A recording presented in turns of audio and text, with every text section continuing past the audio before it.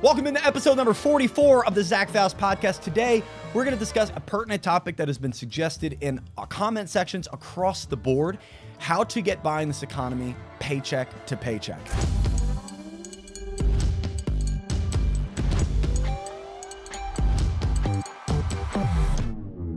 If you've been listening lately, there's no secret here. We believe money printing is in the future. Money printing, which is code worded as quantitative easing, which is currently being code worded as this thing called expansion of the balance sheet, is something the Federal Reserve, Scott Bessent, who's the Treasury Secretary at the moment, cabinet pick from Trump, and Jerome Powell, the current chairman of the Federal Reserve, set to end his term in May, has said multiple times that we are set to expand our balance sheet. Even our New York Fed Reserve governor currently stating we will have to, it's not an if, we will have to expand our balance sheet, which is quantitative easing.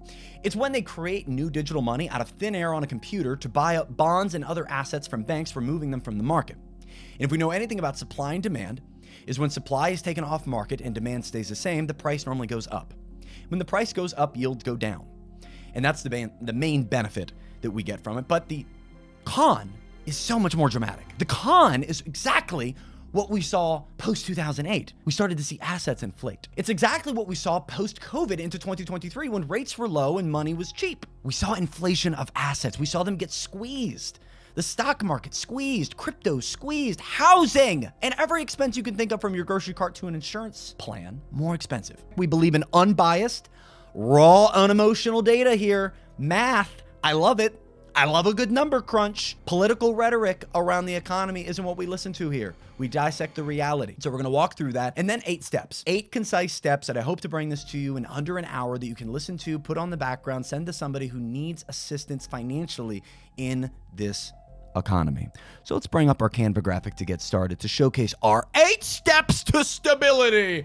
I feel like the Old Spice guy. You remember the Old Spice guy who's all ripped and screamed? Odor blocker body wash is so powerful it can block BO for 16 hours. It's so powerful it can turn off the sun. But then it gets too cold, so it makes another sun.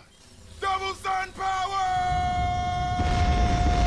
So we're going to walk through the 8 steps that you can take as someone who doesn't own an asset or wants to grow their wealth, okay? If you want to grow your wealth, and I'm not talking about money. Money, give me my money. Wealth is not just money, okay?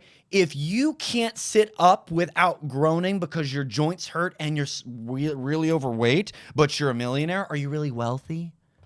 Like if you own multiple businesses and your coaching courses are doing fantastic, ads all over YouTube, join my Patreon. If they're doing great, but your daughter doesn't talk to you, or you don't get to hang out with your son who's 6 on a regular basis outside of every other weekend, like, I don't think you're wealthy. Just personally. If you're not fulfilled in who you are and why you are on this planet, I don't think you're wealthy. And so we're going to talk about that today as well. But let's start with the fact of the matter is the economy is the lifeblood of your life here on this earth, especially in America. Neoliberal capitalism made sure of that post-2008 free trade going away in favor of macro corporate capitalistic favoring lobbying is here. It's rigged. The game isn't set up for you, but we can still learn the rules and play it and fight. So that's what we're going to do. Let's start with step number uno. Actually, it's step number 8. We have them backwards. Pickles.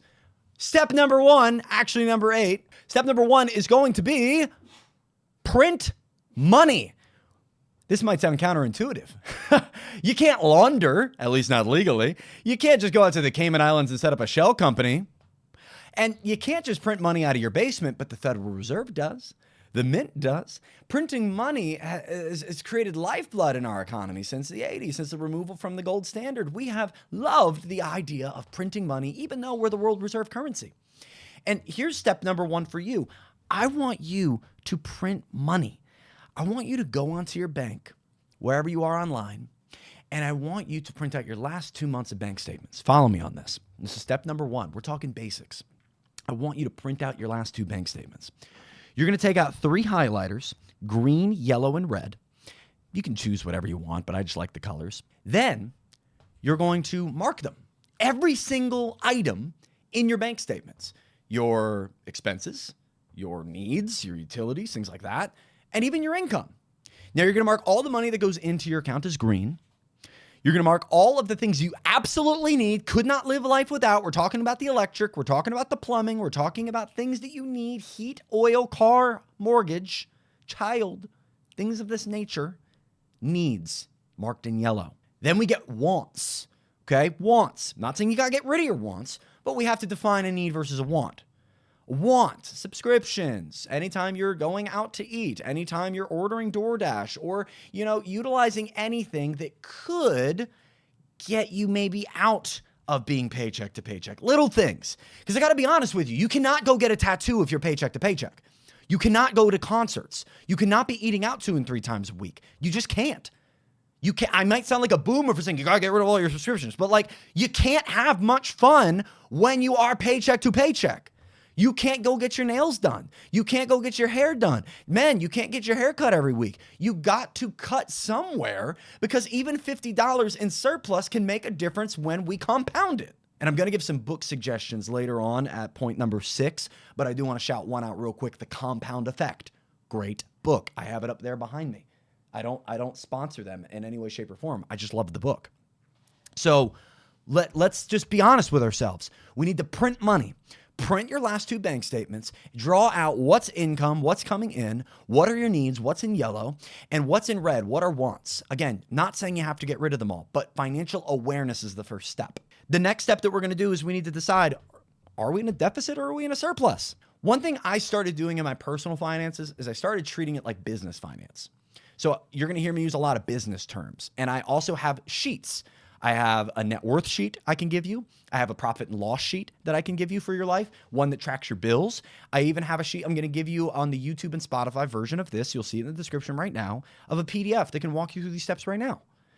But the fact of the matter is, you got to start somewhere, and awareness is the first step. Am I in a deficit or a surplus? Definitions: am I making more, or am I spending more than I make, or am I making more than I spend? Am I spending more than I make, or am I making more than I spend? That's your first question. That's numero uno. Print money. Print your last 2 bank statements. Green, yellow, red. Where do I stand? Now do a few other questions. If I were to get rid of the reds, where would I stand then? If I were to shift from this cell phone company to that cell phone company, or this wireless provider to them, would that cut in the yellows get us down? Because step number 1 is you have to get into a surplus. And I'm going to tell you right now, if you're listening to this and you're walking through that step and you arrive to the end to find that your green and your yellow, when matched against each other, are in a deficit, you're going to want to skip to step number 7. Stick and listen to everything I'm saying, but the next thing you're going to be doing is going to be step number 7. Let's go to step number 2. So we printed our money. We know where we stand, surplus or a deficit. Number 2 is we need to go to the races. Now we need to go on the race to 100. Your goal, just getting started. Again, we are paycheck to paycheck. You're a family. You're a single parent. You're a young individual out of college expecting that degree you had in finance to lead you into a finance position, only to find out that white collar position's been struck by AI and automation. You got your position in criminal justice, and 65% of you are unemployed, underemployed. I hear you. Now, we need to know, once we're in a deficit or a surplus, if we're in a surplus, again, deficit skips to number 7.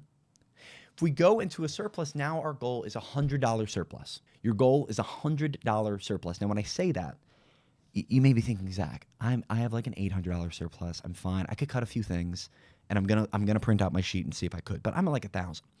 There's gonna be other people who are gonna think, Zach, I'm so far in the deficit, we're putting things on credit cards like our electric. There's gonna be every range of people. What I'm telling you is the very first thing I want you to do to train for running a marathon is to walk around the block. The first step is walking around the block. If you can't do that, you can't run around the block twice. If you can't do that, you can't run around the block 4 times, 8 times. Then you can run a mile. Then you could go into a 5K. Then all of a sudden you're training for a marathon. It starts with the small things. And I understand it's not sexy. But the road to 100, the race to 100 and a surplus, that's $1,200 extra dollars you did not have, is starting the gears. It's just getting you going. That's all we're looking for. And I don't want you to start this when you're 35. If you're listening to this and you're 35, sorry, I want you to start this when you're young. I want you to start this in college. I want you to start this out of high school. I want you to start this in high school. We're going to get into some real habits you could form now that are going to shift your lifestyle financially. And I get it. The system's rigged, blah, blah, blah. They're out to get us. I hear you. I get it. Jekyll Island's real. I get it. But we have to do something because I don't believe the system changes. No one's coming to save you. No one's coming to save me. I understand it's jacked up, but it's true. Let's go into step number 3. So we're racing to 100. We got to get some cash in the bank account. We got to get started. We got to get the ball rolling. Starts with financial awareness. Next one. This is going to be huge for a few people. It's going to mean nothing to some. But if you have debt, no investment is going to supersede it. So that's why step number 3, we need to take this cool old smile guy and do what he does. Yeah, he's super cool. Look at him, dog. He's super cool. He's vibing. I like him. We need a 3-step debt attack. A 3-step debt attack to get you out of debt. If you have student debt, car debt, medical debt, you bought a fence and financed it at Home Depot, burrito debt from DoorDash, maybe you're financing your Pokemon card collection. I don't know. You're in debt. If you have any form of debt, hear me. I'm going to be very clear about this. If you have any debt where the interest rate is above 4 or below 4%, any interest rate on debt that is below 4%, I'm not talking about that. Hear me. When I'm talking about paying off debt, if you got a 2% mortgage rate, keep it. That's cheap money. If you got like a 1.7% auto loan, keep it. I'm not talking about that. It's cool to pay things off, don't get me wrong, but keep it. I'm talking about anything above that moniker. Why? Let's do some real simple math. If inflation is at 3% and you are in something for 17%, let's say it's a credit card, you're paying 17% interest rate, okay? If you have an investment that nets you 10% a year, are you making any real money? Let's do the math. We have 3% inflation, so that 10% return is now 7%. And that credit card that you're paying on is taking your money away at 17%. So you are negative. You cannot make money on investments until your debts are gone. Until your high interest debt is alleviated, you cannot do it. It will not accumulate. Your Robinhood account might feel fun, but when you pull out your net worth sheet, the number is going to look different. And again, I'm going to give you a net worth sheet. It's going to look different. So here's the deal.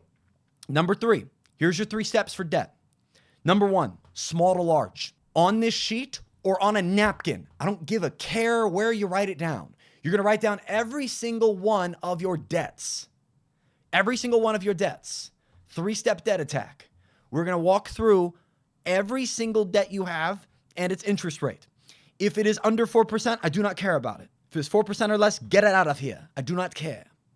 If it is above, mark it. Now we're going to go smallest to largest. You're going to start trying to pay off the smallest one first. Smallest one first. Now when I say smallest to largest, okay, it could change, and I'm going to say step number 2 here in a second. It could change based off the interest rate, but we're going to start with just that smallest one. Get that $200 one out of here. Get that Apple credit card one gone, right? Okay, I know the student debt one looks huge. Don't look at it. Pretend it doesn't exist. Pretend it's gone. All right? Get the small one done first because they're going to all slowly rip at you. Get rid of one of the weapons against you. One of the weapons forged against your soul. Get one of them gone. Snowball effect it up. Now here's step number 2. You could go a different route, and this is another strategy of the snowball.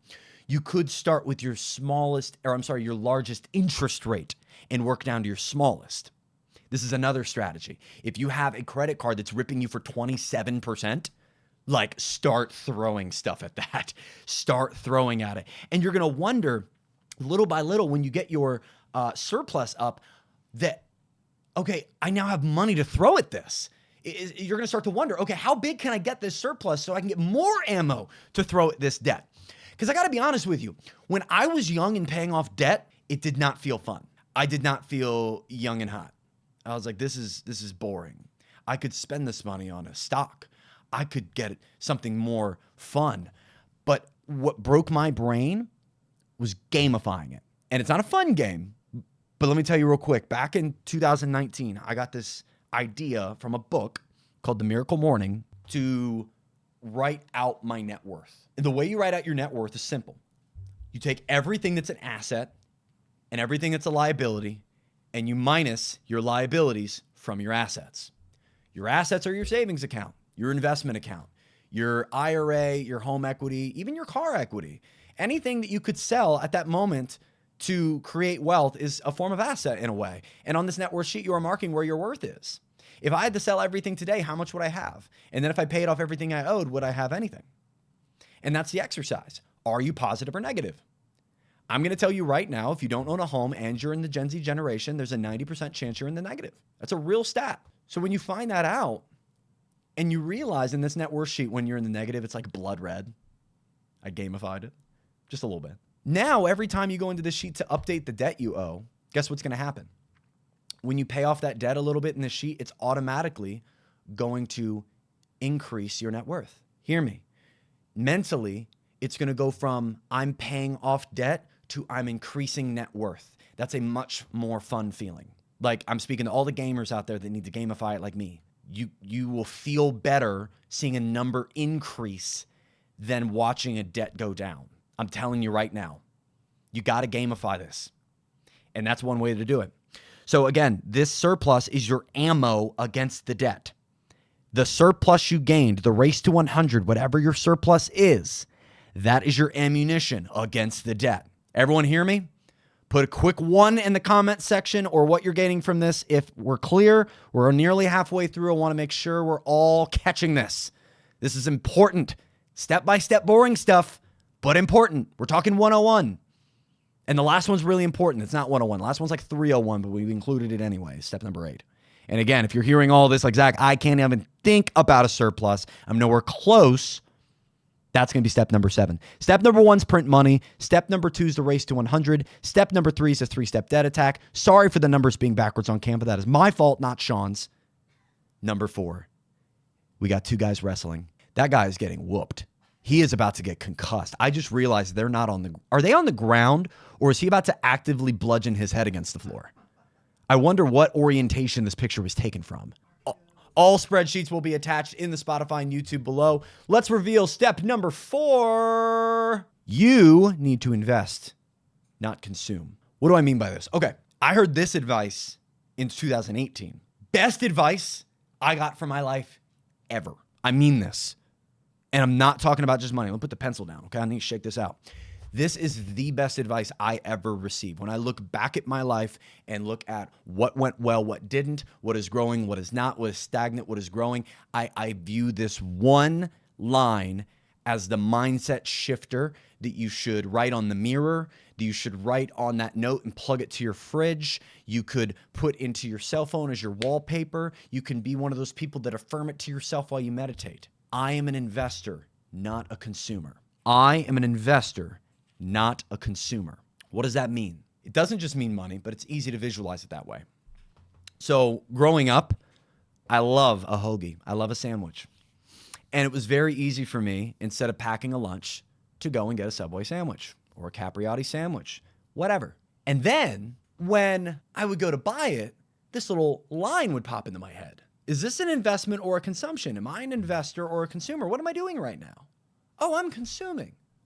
Not saying you can't eat, but is this truly investing in myself? Am I investing in my wallet, in my future wallet? Am I investing in my body, eating all this sugary bread? Am I investing in my brain? Is this going to give me good fuel for later? Am I being an investor or a consumer right now? And it was very easy to spot that I was being a consumer. And so what I would do is I wouldn't do that thing, and then instead I would take that money and put it in a Robinhood account. That's the important part, okay? I would do this for everything now. Am I going to go to that local concert and spend $80, or would I take that money I was ready to part with and put it in an investment account? Am I going to take that money I saved when I did the print the money exercise and I got all those reds, that extra surplus, I don't have debt, where am I going to put it? Am I going to be an investor with it? Are you going to invest your time into your marriage and your relationship with your kids, or some other venture? And will that other venture be an investment or a consumption? Are you going to invest your body into the gym, into stretching and yoga? Are you going to invest your brain into books and meditation? I want to give you some actionable steps with this one. So for investing versus consuming, this is easy to look at when we look at the reds. Anything that's a red is a consumption. Anything that's red is a consumption. But then when we look at life and we start to consciously live above our 2 feet, you know what I mean by that? We're not living in the past. We're not constantly thinking about the stresses of the future.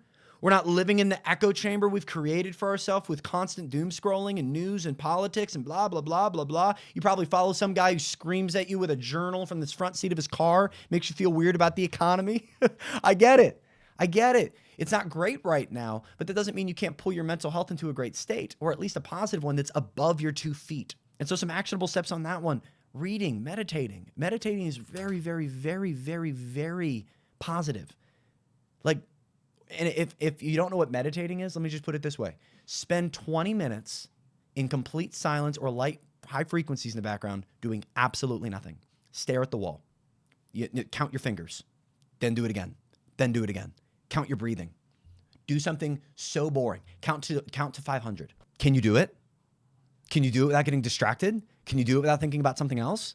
It's going to be hard. And that's why it's a practice. But you're practicing being able to put off chemical and emotional pressures to lead you into compulsion. I'm using big words here because whenever you are consuming, you are actively operating in a habit that is usually built off of your need to emotionally or chemically fill something for yourself.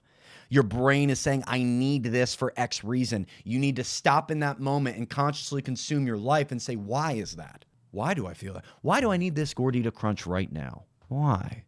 Is it because I'm hungry? Or is it because I like spending money? Is it because I'm bored? Is it because I was bullied about cheesy Gordita Crunches as a kid? Is it because my dad never let me have any? Like, it doesn't matter what it is. Just get to the reason. What is it that is making you doom scroll? What is it that is making you listen to me right now? You need to just consciously live your life. Consciously. You can't constantly just be doing things for dopamine. Your dopamine centers only have a certain amount that it can be utilized throughout the day, and most people have it depleted by 10 a.m. And you wonder why you're tired and anxious and want to take a nap. I hear you.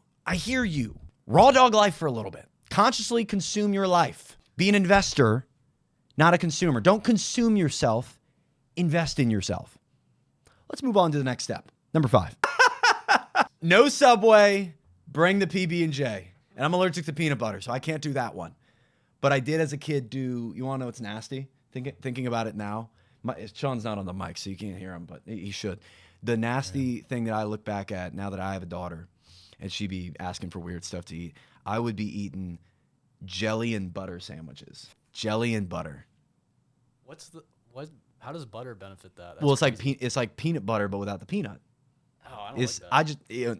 I think about it now, and I kind of audibly like have an air gag. They're gonna say like banana and jelly. Is like, okay, that might be good. But the one that I like real heavy, my favorite pour sandwich, tomato, salt. No Little way. tomato, salt, and pepper. Oh, throw some mayo on that bad boy. Oh, that thing hits. That hits.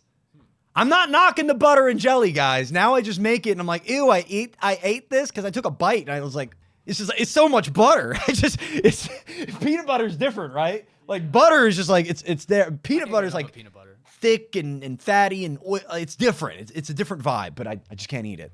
And my stomach swells up.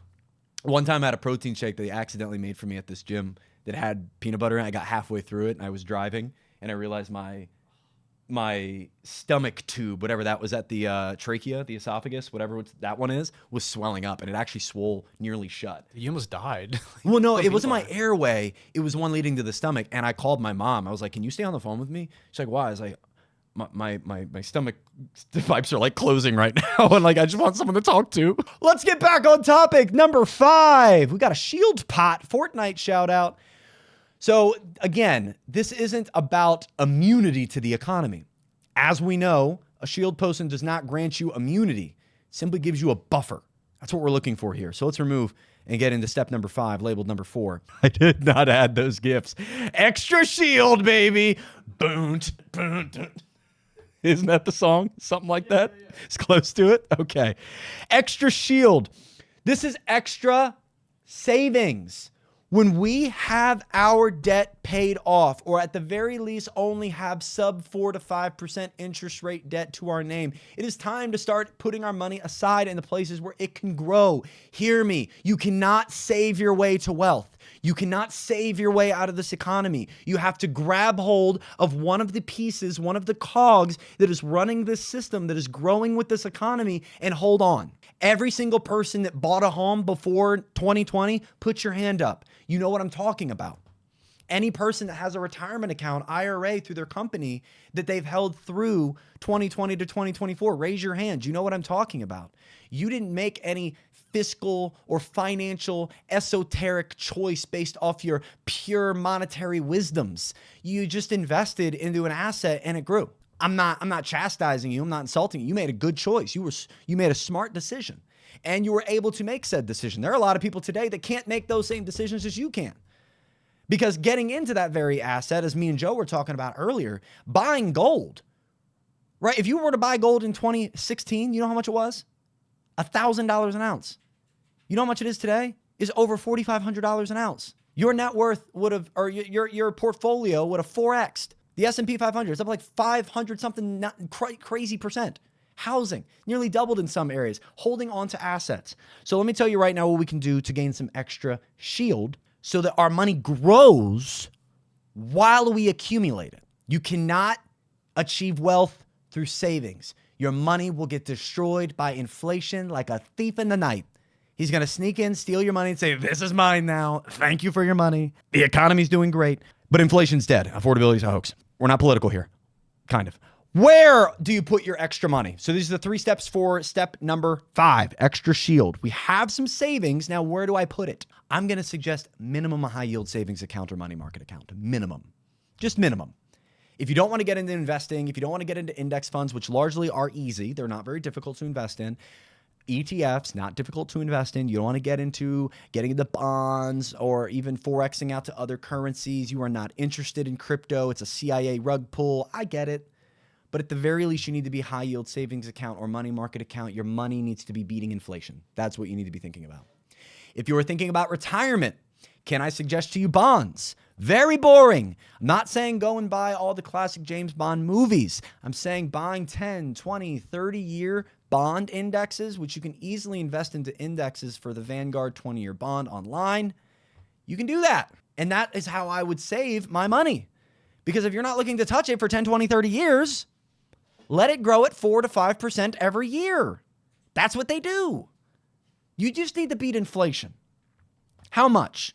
If you're putting money aside, how much should be in a rainy day fund versus an investment account? Here's the way I do it. All of my rainy day money, I'm just putting myself out there. I'm not a financial advisor, by the way. I'm a random guy online, and you should never take my advice purely on just what I am saying or I've done. You should not buy, sell, invest in anything based on anything I'm saying or not saying. I just want to tell you what I'm doing. And what I'm doing when it comes to how much, all of my rainy day money is in a high yield savings account. I don't have a single dollar that sits in a savings account. Not $1 sits in a savings account. Now, do I have an operations account for our household? Yes, same I have for our business. And that operations account is simple. It's for bills. It's for groceries. It's for gas. It's for the car payment. It's for those items. Everything else into the high yield savings account. 2 benefits to this. Money is safe. Money is growing. I can't spend it. It's a win-win. You don't get a debit card for this account. You don't get a debit card for this account. This is unaccessible via a plastic card or Apple Pay money. So when you go into a money market account, high yield savings account, bond yield account, like I would literally keep liquid money in a high yield local bank to make sure that you are growing your money at the baseline. Listen, if you're listening on Spotify, if you're watching this on YouTube, look into my eyes right now. Little wins build into bigger wins. When you can successfully get off the couch and walk around the block for the first time, you are literally 1 step closer to running an ultra marathon. It may seem like a small step, but you're doing it. Today, there's a Federal Reserve meeting. Can I tell you right now, the very first live I did on YouTube was of a Federal Reserve meeting, and I really didn't know what to do with it. But it was my first step in getting around the block in doing that. And now today, I'm doing the 11th one that I've done, and I'm very comfortable with it, and I enjoy it, and I learn a lot from it. And now the people that watch with me learn a lot from it too. YouTube and it's on YouTube and TikTok. But the fact of the matter is with anything, not just money, Getting into the gym for the first time gets you closer to being more in shape. Eating healthier one time gets you closer to the habit of eating healthy. Getting in a meditation practice, reading a book instead of doom scrolling, sitting, engaging with family, going on a date night instead of going out to the bar. These are things you can do to slowly invest in you. And it builds up in the savings account of you, the most important asset. You. Step number 3, what? So I said where we should put our extra shield, how much of our extra shield. Actually, I didn't finish that. I would say your high yield savings account and your investment account are almost akin. If you want to have 50% of your money that goes into investments and you only want to have $10,000 in your rainy day fund, I think that's fine. I think that's enough.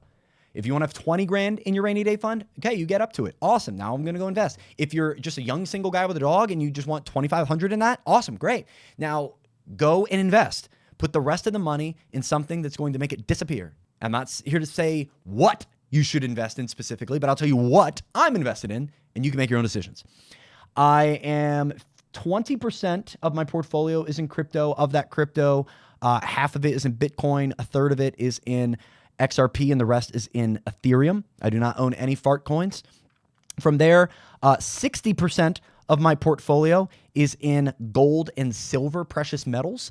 Gold and silver precious metals, as well as a little bit of platinum. That is the majority of my account. And the other 20% is in stock market indexes such as SPY or Voodoo. And that's where I'm diversified as far as investments. And that's what I would suggest is diversifying yourself. Your first $500 in any investment account should be $100 across 5 different things.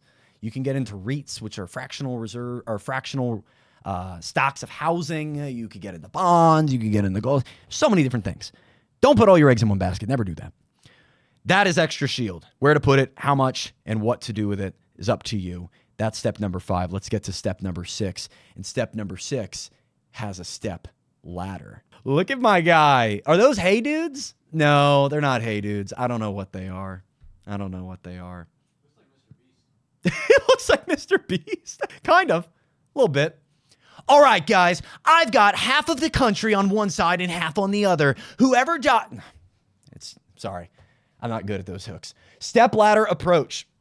So we need to go after the step ladder approach. I want you to set goals for yourself. This is where I want you to actually break out a journal, get onto a document, write on your chalkboard wall, bathroom mirror, your goals. Think of it like a roadmap. And what I would like for you to do is a little bit of a math game. I would like for you to increase your net investment account number by at least $500 per stone. So I'm going to lay out the stones. So first of all, we said race to 100 earlier, right? That was step number 2. That's your first milestone. Congratulations. You're at $100 surplus. Now, when that $100 enters your investment account, you have reached the $100 milestone of investing. When you reach your first 100, you need to give yourself a huge pat on the back. That's incredible. You've paid debts down. You've gotten to the point where you're now investing and you have your first $100 into the markets. I'm really proud of you. Honestly, you should be proud of yourself. Now, what I want you to do next, and this is something you can do now, is write out what will be the next step. Is it $500? Is it $1,000? And what's your overarching goal? What could you do in a year? If you really struck down and saved and put it away, how much could you get? What's a lofty number? You have the math. You printed out your money. You know what you spend. You know what you earn. Are there side hustles involved? Is there anything else you're doing entrepreneurially? I'm not saying you have to. I think that culture is way overshocked, but what are you doing to make money? And then put it down. What are your goals? And write out the roadmap and write it down somewhere. Write it down somewhere. I love the mirror in the bathroom approach, the screensaver on your phone approach, the affirmations every day approach of what you want to do, because it sets in your brain consciously and subconsciously every day where you're headed. And let me tell you one thing about a number that you want to grow. A tracked number grows. If you've ever spent 6 months tracking your weight, you're going to see improvement. If you spend 6 months monitoring your mental health through social media scrolling, it's going to improve. If you spend 6 months eating better, you're going to see incredible results. You need to start being consistent in what you're doing. And if you track these numbers and you watch them grow and you use the net worth sheet to watch your debt payment rising, your net worth number, and you start to see your surplus growing and your investment number growing, and you start to hit these goals for yourself of 100, 500, 1,000, 2,000, you're going to start building dopamine centers in your brain that love to see the accumulation and investment of wealth financially. That's what I want for you. I want habits to be rewired slowly but surely. Slowly but surely. So let's move on now from the step ladder to number 7. One of the most important steps in all of this that every single person can follow, but especially if you've been listening to this thinking, I am so strapped.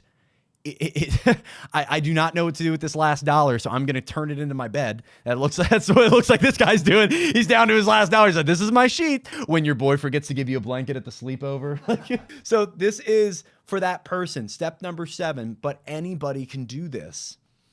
But if you don't have a surplus from step number 1, I got to say, this becomes less of something you can do and more of something you have to do.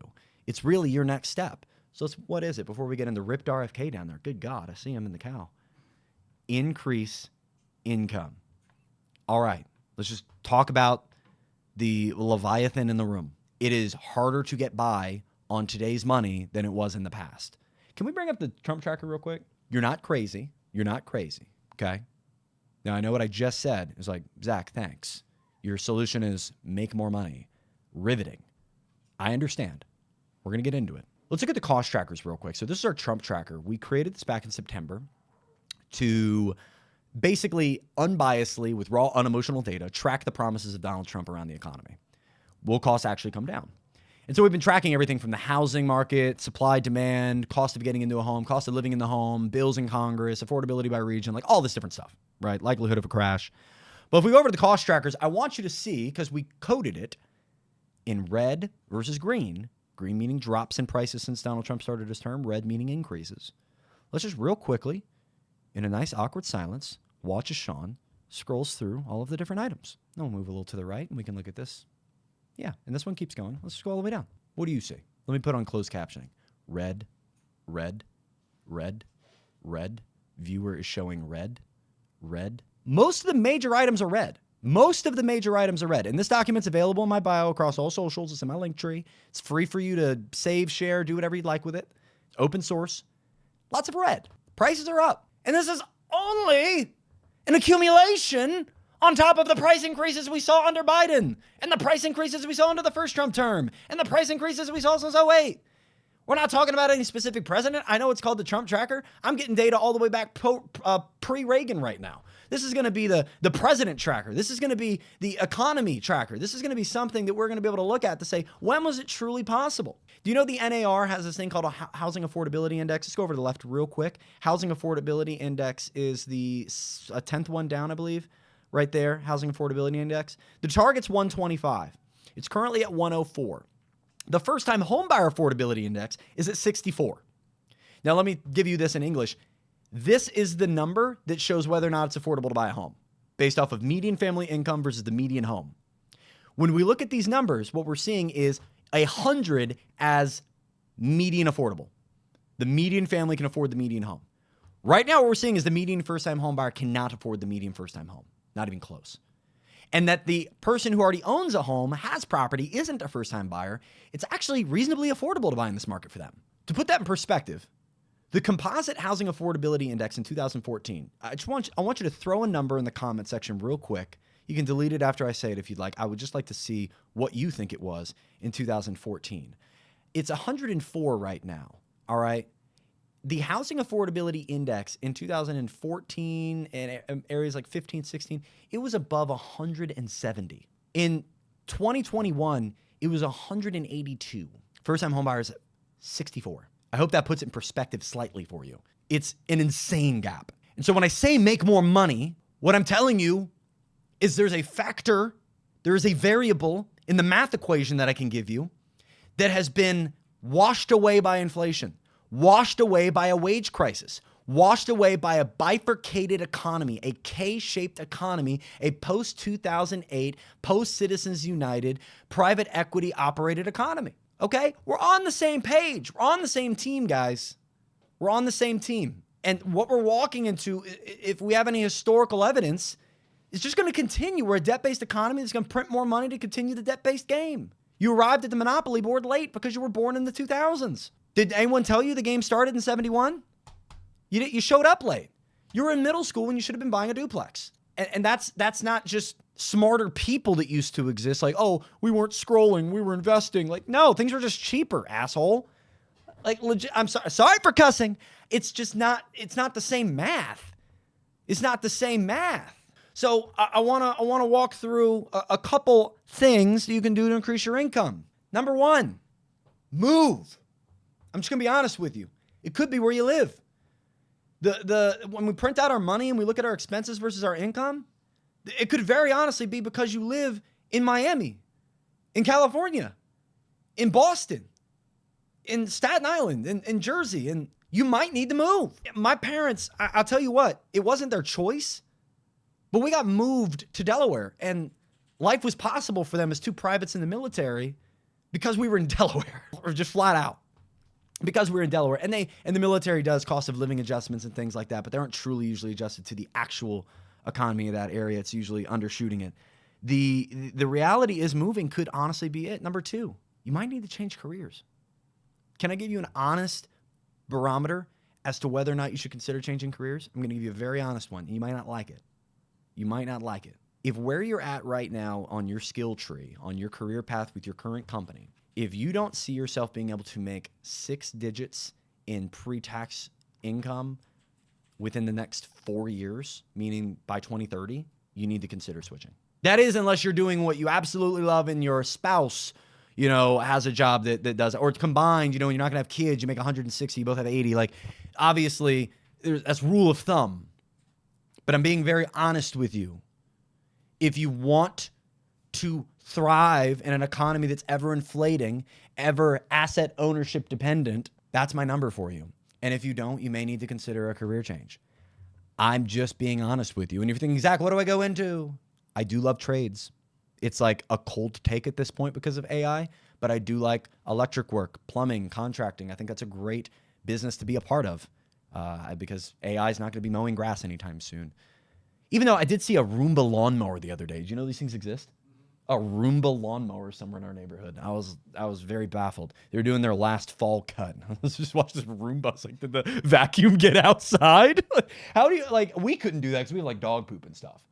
Oh, God. There's zero chance that thing would. It's a minefield out there. It is World War II out there. Let me get back on track from dog poop. Location change.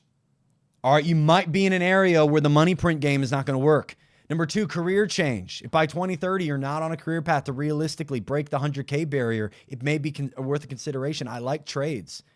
And number three, the number one thing you can do if those two things are not an option, I'm going to give you something that's not talked about super heavy, but can change your life. Developing a skill. This could be any type of skill. I'll give you a story. There was a gentleman who was a past client of mine who I remember when he was buying a home in 2018. I won't give out his name. He's buying in the Frederica area, Frederica, Delaware. Him and his wife. Wife was a teacher. And he was in an administration job that he absolutely hated. Made $42K a year. They barely got by because teachers are the most underpaid individuals on the entire economic spreadsheet. Like, teachers should be making triple what they're making. Obviously not getting enough from the teacher admin job, but they were able to scrounge into getting a home. Barely. They had an $1,100 mortgage, so obviously time dependent. Home was only about, I think it was $210. So again, time dependent, dating it. And he had this skill that he was developing. He took a chainsaw to pieces of wood and made sculptures out of them. And I got to be frank with you. When I came over to his house and I saw it in his backyard, I said, yo, what's that? And he told me, it's like, this is not what you need to be doing right now. I happen to know your finances. Why are you cutting wood with a chainsaw? And today he makes about $280,000 a year cutting wood with a chainsaw and selling his sculptures. There's literally one that exists at Capitol, at the Capitol building. It's an eagle, and he's the one that did it. Trump bought it during his beginning, or between his first and second term, and then he brought it with him in his second term. True story. And did you find him? Oh, are you looking it up? Okay. I can't say names, so there's no way to look it up, so I'm not going to oust him. But regardless, developing a skill, okay, developing a skill set, and it could be an AI, because that is growing. It could be in your music. I'm not downplaying your music career. I think we need more punk bands than rappers, but to each their own. I want more garage band type musicians coming out. That's what I need. Music videos out of the garage. If your skill set is selling, go sell. Like if you do something where you can latch onto someone else's sales funnel and go door to door and do that 5 days a week. Guess what I did when I started in real estate in 2016 and TikTok wasn't a thing? I was absolutely grinding door knocking. Constant. Calling, door knock, calling, door knock, calling, door knock. As many conversations as I could have. I'm not saying you got to grind your life away. I'm not saying to even sign up for the grind economy. What I am saying is if you're serious about increasing your income, a location change, career change, or a skill that's developed over time can be life-changing. To each their own. But those are the routes to take. And I highly encourage, at the very least, even if you don't need the money, paint, hike, go look at birds. You into trains? You collect those little Christmas town decorate. You building out your Christmas town so people can come see it. You love seeing the smiles on people's faces from that. You donate your time to the food shelter. You love that. How can you make it so you can do more of that? How can you expand your efforts? Develop your skills. It doesn't have to be about money. In fact, it has more to do with giving and growing. Developing a skill so you can grow yourself to a point where you can give back is the ultimate life hack. And if you can make money while doing it, even better. Let's get to step number 8. We've officially moved out of speaking fully financial. We're going to talk about how to get jacked. Okay, I'm just going to say this real quick just for anybody who thinks otherwise. That's not actually RFK's body. Just so we're all on the same page. I believe in this, and anyone that hears this, and if it's right, you're like, wow, that's kind of corny. I think that's Arnold Schwarzenegger. I've looked at enough of his pictures to notice that weird ab he has at the top. He has a weird ab. I think that's Arnold Schwarzenegger. Regardless, bro's been studying his abs. Yep. Yeah, I've been studying my shirtless men. Oh, no. Bro, it's like when I know a GeoGuessr location, you're like, those are Arnold's abs. We have a world record holder in GeoGuessr in the building, by the way, if you didn't know Joe. By the way, should we do a GeoGuessr live just every now and then? Maybe once a month, just a GeoGuessr live for funsies, just to show off Joe. Literally, we play it after the live sometimes, and he just sits there. It's like, yep, that's Puerto Rico. Look at those beautiful bushes. Yeah, Singapore, the license plate, because in 2012 they changed. Like, okay. So let's go into our last step. I put a RFK and Sean put a little bit of milk. That's probably whole milk. Oh, no, it's raw milk. Let's imagine it's whole milk, because today we're talking about something else that's whole. You've heard about whole health. May I introduce you to the number one thing you can do to improve your life? It is whole wealth. Wealth is not just money. We have been propagandized to believe that a lifestyle with a garden and enough money to join the bowling league and get your tires replaced without having to put it on a credit card is a bad lifestyle. We've been propagandized into believing that if you are not retiring as a multimillionaire, you have failed. And we do nothing in school to even teach people how to do that. We also don't in school teach anything about emotional intelligence, spiritual intelligence. When do we ever talk about where we came from, why we're here, where we're going? We never talk about emotional boundaries and trauma. We never talk about therapy. We never talk about relationships within our family. We never talk about the fact that we're all just a bunch of brains existing with some water and electric that's firing off chemicals to breed this pharmacy into our bloodstream that makes us do what we do. We never talk about that. We know every feature on the new iPhone and don't know the feature of the floating meat computer between our ears. That's odd to me. And so I focus on this thing called whole wealth. Body, brain, spirit, and wallet. Body, brain, spirit, and wallet. Notice wallet is number 4. Because there's this other principle called be, do, have. Stole it from a man named Myron Golden. Love Myron. It's a great Bible study platform on YouTube. And in be, do, have, what it says is in order to have what you need to have in your life, what you want to have in your life, what you're visualizing for yourself, you need to do the things that that person does. And in order to do the thing that that person does, without faking it to make it, because that doesn't work, by the way, you need to be the person that does that thing. And you'll know what I'm talking about when I say it like this. Do you know those people who are a certain way online and then you meet them in person and you're like, oh, you're completely different? You ever see that comment wizard who's always arguing online, but, you know, as soon as the fence gate opens and they can actually talk to him, they're like, oh, no, I see your opinion. I see where you're coming from. Or just don't want to talk about it at all. You know those people. Those are people doing the thing without being the thing. They're not grounded in who they are and what they believe. They emotionally attach to an identity that's been propagandized to them over time. And that's all we are, is an identity that's culminated in a bunch of people's opinions, thoughts, and things we've been taught through our life, through school, through family, through friends, through communities. We are a culmination of what they believe, think, and ideologically stand by. And that bleeds into us at a micro level for years and years and years, and we never stop to think about it. Are you you? Or are you a my identity that's a culminated of a bunch of other things that people think you are? Have you stopped to think about that? Have you started consciously walking above your 2 feet and stopped thinking about future, past, future, past, future, past? You ever done that? Because it leads to questions. What am I doing with my body? This is my vessel. This is my tank through life. I don't have to plug it into charge. I don't have to take it in for tune-ups. It never dies, hopefully. Jesus Christ, I hope. I got this heart that continues to beat, yet I've had 13 phones in my life. I still have one heart. Like, all this stuff's going to keep operating as long as I keep fueling it properly. The body is your number one asset. If you can't stand without it hurting, you're not wealthy. If you can't run a mile, I don't see you as wealthy, honestly. And I'm not saying you got to be able to run a marathon. I'm just saying health-wise. If you can't jump, you ever sprinted? When's the last time you sprinted as an adult? Like, not saying you have to do those things, but your body is slowly trying to make its way back into the earth. After the age of like 29, I think it is, the body is actively trying to return back to earth. And you can't do anything without it until we get to the end of life and find out ghosts are real, and then you get to be a ghost, and now you get to fly, and that's cooler than having a body. Maybe that's what happens. That'd be cool. What would you do as a ghost? That's the comment of the day. Put in the comment section, what would you do if you were a ghost for a day? Has nothing to do with the topic what we're talking about. Has nothing to do with it. That's why I love it even more, because people who don't get to this point in the podcast and be like, yo, what are these people talking about? Yo, if I was a ghost, I would go to a theme park and like sit in all the empty seats on the roller coasters. I love it. So if you are of sound body, you do not have to be jacked. You do not have to be RFK. You could run. You could play soccer once a week. Pilates, yoga. Maybe you love lacrosse. You don't have to go and just be, oh. Someone said haunt Netanyahu, and I immediately was like, yo, that's exactly what I would do too. Ooh, Netanyahu. Give me a second. Stop doing that to Gaza. Like, just slowly convince him to better his life. It's like Scrooge. Okay, back to the topic. The body. Some actionable steps I will give you for the body at the end. I want to go into brain. Your brain fuels the body. Your thoughts, your emotions. Look what Sean just set up in like 5 seconds. What is that? Great job, brother. The brain. If your emotions and your habits are leading you to self-deprecating, self-destroying actions, why? I'm not accusing you. Just ask the question.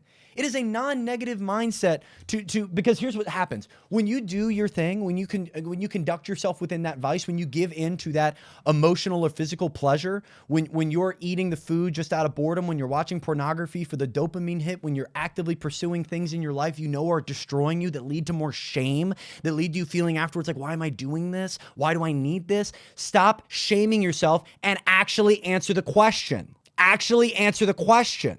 That clarity of shame can give you the opportunity to pull yourself out of it. The reason you go back to it is because you get to the point of asking the question, you never answer it, and you will revert right back to the habit. Because you are a chemical sequence that's firing off in your brain. And 99 times out of 100, succumbing to that desire, physically, emotionally, whatever it is for a hit of dopamine, and you are consuming. And one day, after 20 years of that consuming, whether it be food, whether it be druggos, whether it be alcohol, whether it be girls, whether it be guys, whether it be whatever it is, you're going to look back and realize, wow, I consumed a lot and I'm not better off for it. In fact, I'm probably worse. I'm not a better man. I'm not good emotionally. I'm not a great mom. Not a great husband. Not a great son. Not a great friend. Because I've been self-serving. And that self-serving habit bleeds, and it starts with the brain, which leads into number 3. How do I actually untangle that? The spirit. I am a Bible-believing Christian, and when I say Bible-believing, I mean Christ mirroring. I want to walk like Christ. I want to walk the way that he did. I want to do the things he taught. I want to be somebody that just Christ-like. Loving thy neighbor, encompassing all thy commands, right? Just love your neighbor. Love each other. Do unto others as you would have done unto you. This encompasses all the commands. Like, that's it. Just do that. Don't murder people. Okay. Don't lie. Okay. I can do that. I want to be that. And if that leads to people saying, hey, why do you do that? This is why. Do I believe in the Americanized, European colonialism that led to American nationalism that's breeded behind this Judeo-Christian culture that we've created since the late 1800s? No, I hate it. I think Christianity's been hijacked, quite honestly. But that doesn't mean that I don't have a spirit that is foundationalized in what he taught. You guys hearing me here? So it's not about, oh, I follow God, I'm better than you. It's just, this guy seemed to know what he was talking about. Like, if I line up all the sins that are in the New Testament, pretty much every single one is going to lead me a direction that I'm not going to enjoy in life. By the way, Jesus had 33 years on this earth, 32 years on this earth. Never once did he say, don't be gay, don't get tattoos. I only got this one, by the way, not the first one. I'm married. All I'm saying is, if that was a really, really important topic to him, I think he would have talked on it. I think he would have touched on it. He was more focused on wealth hoarding and loving each other. So I don't know. Maybe we'll get him on the podcast. The whole wealth, though, is body, brain, spirit, wallet. Everything before this is how we've touched on wallet. So I'm not going to go deeper into that.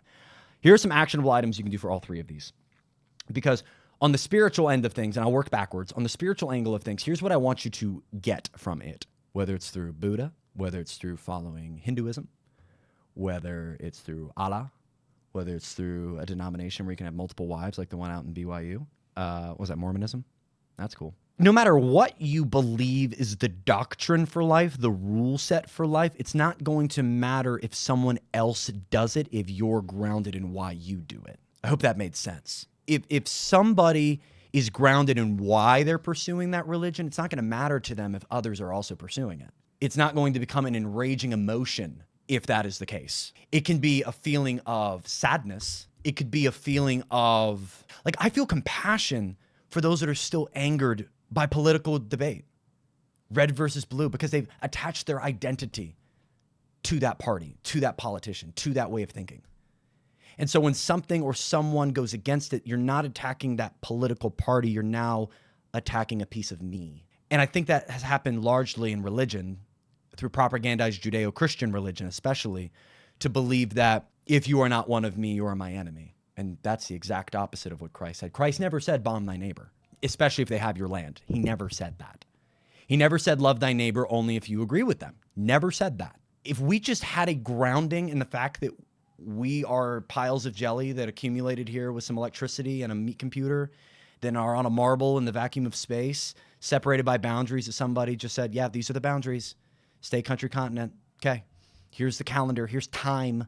Like, here are all these things we've made up and are now here. Like, I'm not saying it's not organized and good. Like, we need a time system, but I think that the foundation of life is understanding you were created in one way, shape, or form, whether by some big bang or by a God. You were created. You are here for a short amount of time, and you're spending it angry.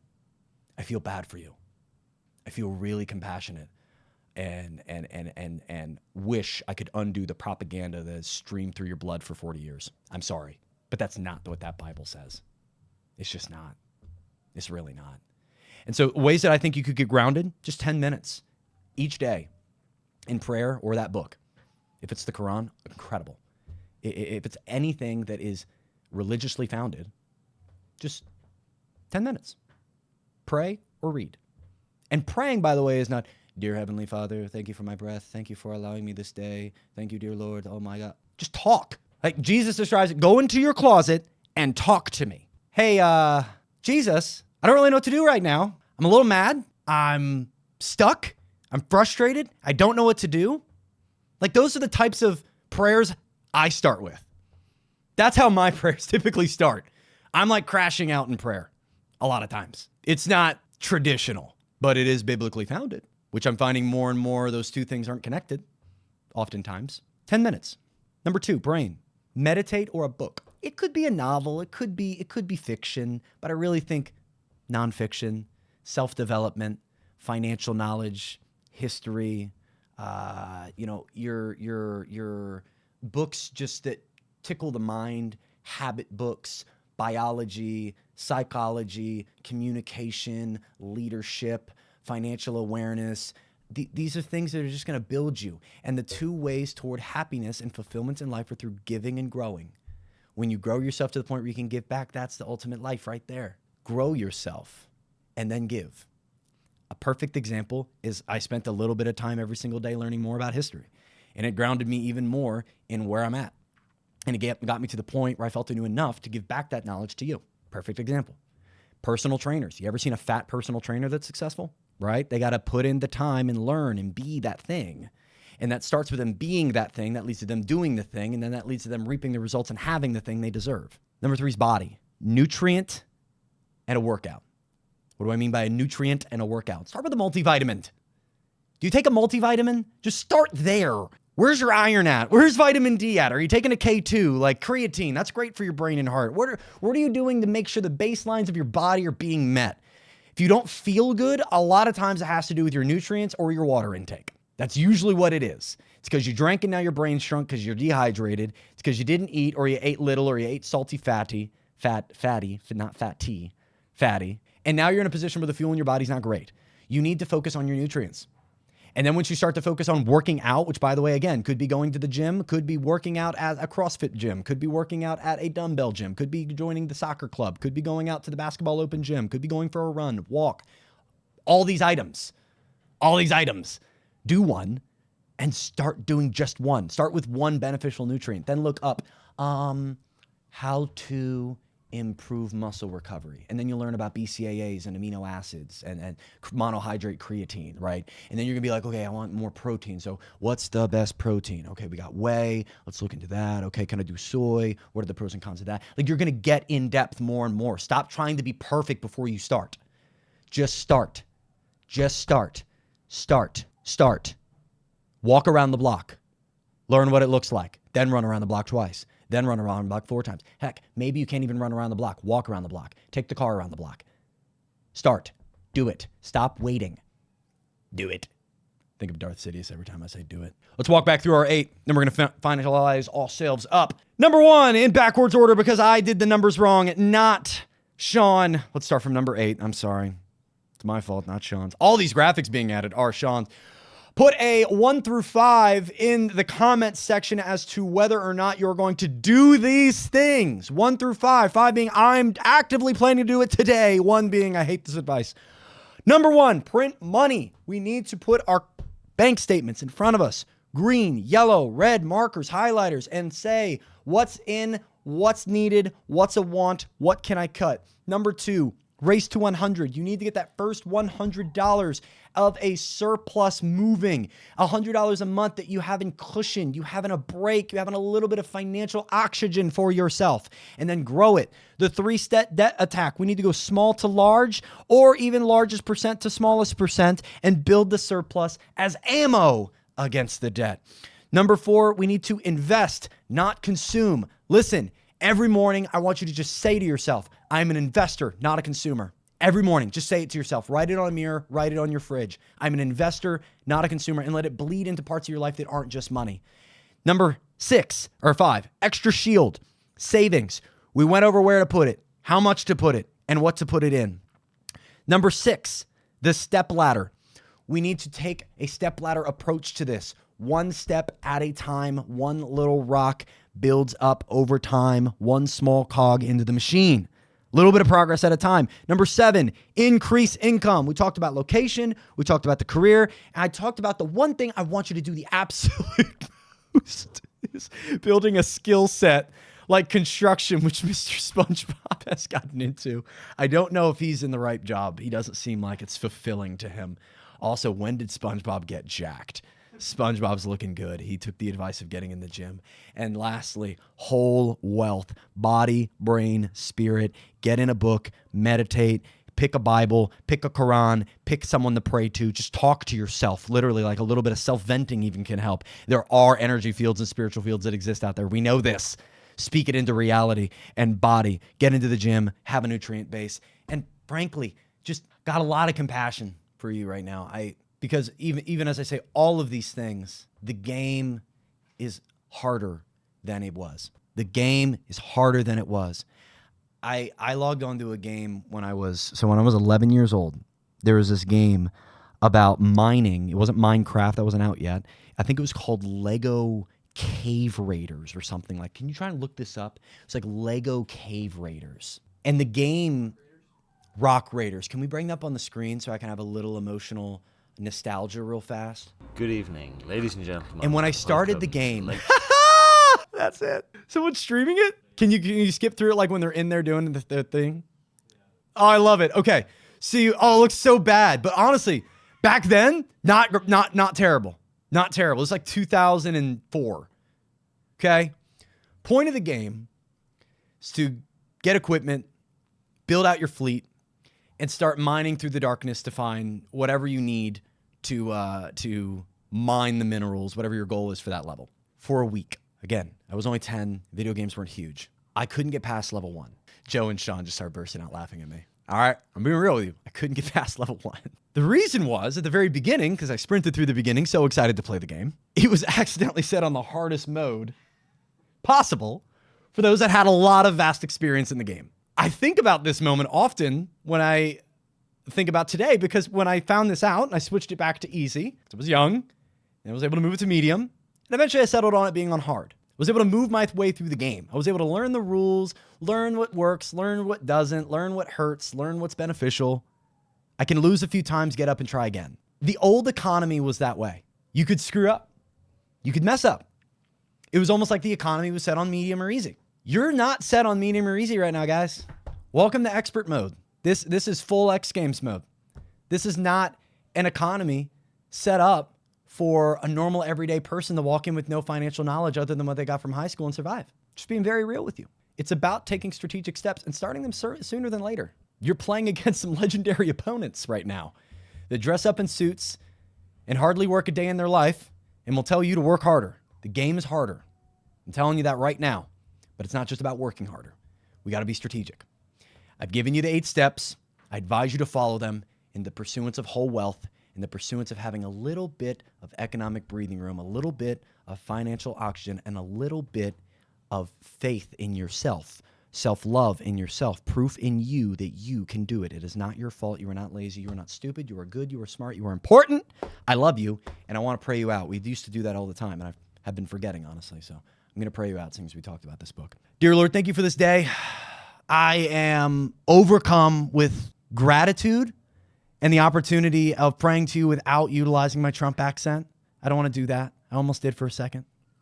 Thank you for everybody that has the opportunity to listen to this. The community communication technology just to make this happen is far beyond my scope of knowledge. Thank you for creating this opportunity.